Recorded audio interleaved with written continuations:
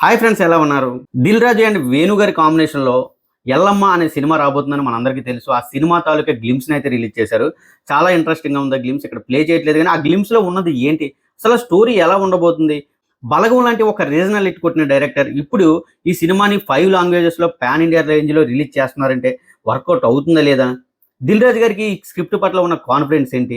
నితిన్ అన్నారు, ఇంకొక హీరో అన్నారు, ఇప్పుడు ఫైనల్ గా డిఎస్పి గారిని పెట్టడానికి గల కారణం ఏంటి? అండ్ అలాగే బలగం లాంటి ఇట్టు తర్వాత ఈ సినిమాతో వేణు గారు నిజంగానే ఇట్టు కొట్టబోతున్నారా లేదా? ఇలా ప్రతిదీ కూడా ఈ వీడియోలో డిస్కస్ చేద్దాం. వీడియో ఎండ్ వరకు చూడండి. ఎవరైనా సబ్స్క్రైబ్ చేసుకోకుండా చూస్తూ ఉంటే సబ్స్క్రైబ్ అయితే చేసుకోండి. వీడియోకి ఒక లైక్ చేయడం మాత్రం మర్చిపోద్దు. పక్కనే హైప్ బటన్ ఉంటుంది, సో హైప్ అయితే కొట్టి మన ఛానల్కి బూస్ట్ ఇస్తారని నేనైతే కోరుకుంటున్నా. ఇకపోతే ఈ ఎల్లమ్మ అంటే ఒక అమ్మవారు. మన తెలుగు రాష్ట్రాల్లోనే కాదు, కర్ణాటక, తమిళనాడు, మధ్యప్రదేశ్, మహారాష్ట్రలో కూడా ఈ అమ్మవారికి గుడులు అయితే ఉన్నాయి. చాలా మంది ఎక్కువగా వ్యవసాయం చేసే ఏరియాల్లో కానివ్వండి, పొలాల దగ్గర గుళ్ళు కట్టుకొని పూజిస్తూ ఉంటారు ఎల్లమ్మ అని చెప్పి. కొన్ని ఏరియాల్లో రేణుగా ఎల్లమ్మ అంటారు.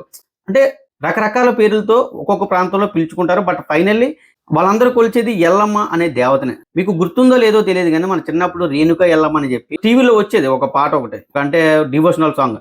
అది చాలా బాగా అనిపించేది వినడానికి కానివ్వండి, చూడడానికి కానివ్వండి. అప్పుడున్న గ్రాఫిక్స్తో ఏదో అలా రిలీజ్ చేశారు.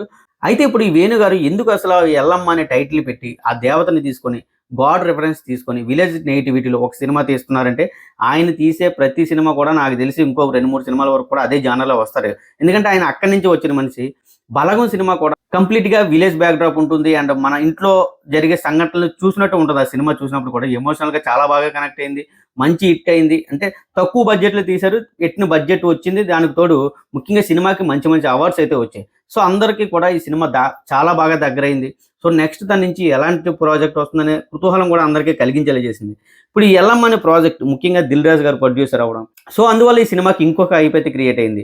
ఈ సినిమాకి మొదటి నుంచి ఏదో ఒక అడ్డంకులు తగులుతూనే ఉన్నాయి. హీరోని మార్చారు, తర్వాత ఇంకో హీరో అన్నారు, హీరోయిన్స్ మార్చారు. ఇప్పుడు మళ్ళీ ఫైనల్ గా కీర్తి సురేష్ గారు ఫైనల్ అయినట్టు తెలుస్తుంది. మేబీ ఏదైనా కానివ్వండి, మళ్ళీ వాళ్ళు కూడా మారచ్చు. బట్ డిఎస్పి హీరో అనేది మాత్రం పక్క. ఆల్రెడీ గ్లిమ్స్ రిలీజ్ చేశారు. గ్లిమ్స్ అయితే మాత్రం డీసెంట్ ఉందబ్బా. అసలు ఎక్స్పెక్ట్ చేయలే. అసలు ఏం తీయబోతున్నారు వీళ్ళ సినిమాలని చాలా క్యూరియాసిటీ కలిగించింది.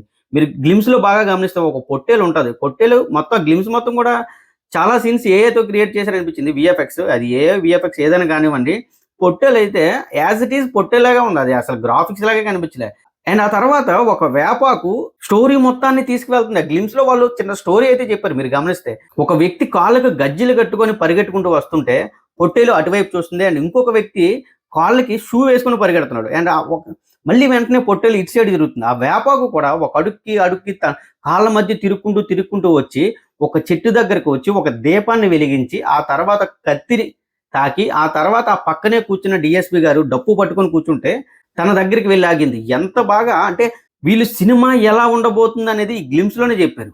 మధ్యలో ఒక దగ్గర వేపాకి వెళ్ళి మబ్బుల దగ్గరికి వెళ్ళి అమ్మవారి ఆకారం వచ్చి బొట్టులో వచ్చే ఒక సీన్ ఉంటుంది. లిటరల్లీ గూస్ బాంబ్స్ అబ్బా ఆ సీన్. అంటే వీళ్ళ సినిమాలో ఆ సీన్ ఉంటుందా లేదని పక్కన పెడితే వీళ్ళు సినిమాలో ఏం చూపించబోతున్నారు అనేది చాలా క్లియర్ గా అర్థమవుతుంది. ఒక డివోషనల్ ఫిలిం ని ఈ జనరేషన్ లో 5 లాంగ్వేజెస్ లో మనందరికీ తెలిసిన ఎల్లమ్మ మీద తీసి రిలీజ్ చేయబోతున్నారు. మనకు తెలిసిన మనం అనుకుంటున్నాం, కానీ చెప్పాను కదా 5-6 రాష్ట్రాల్లో ఎల్లమ్మ తెలికి గుళ్ళు అయితే ఉన్నాయి. కాలితే ఇంటర్నెట్లో కొట్టుకోండి, మీకు కనిపిస్తుంది. కాకపోతే అమ్మవారి పేర్లు కాస్త అటు ఇటు మారుతూ ఉంటాయి అనమాట. సో నాకు ఇక్కడ క్లియర్గా అర్థమైంది ఏంటంటే, ఒక ఊరిలో సినిమా అంతా జరుగుతూ ఉంటుంది.